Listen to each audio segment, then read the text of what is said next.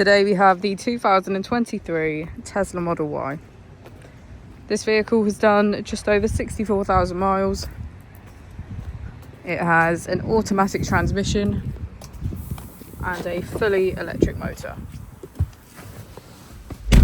On our user interface, we're met with an overview of the vehicle. This allows us to open the bonnet, charging port and boot, all from within inside the car.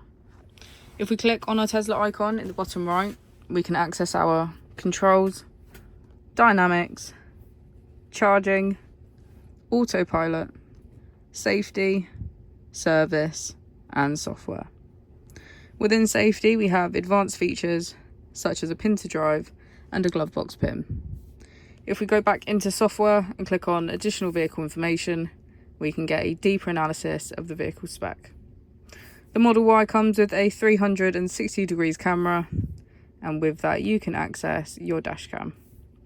If we press here, we can access our climate control with heated seats on either side, our heated steering wheel and heated windscreen. As we go into the back of the vehicle, we can see that it has a full leather black interior and get a good view of our panoramic roof.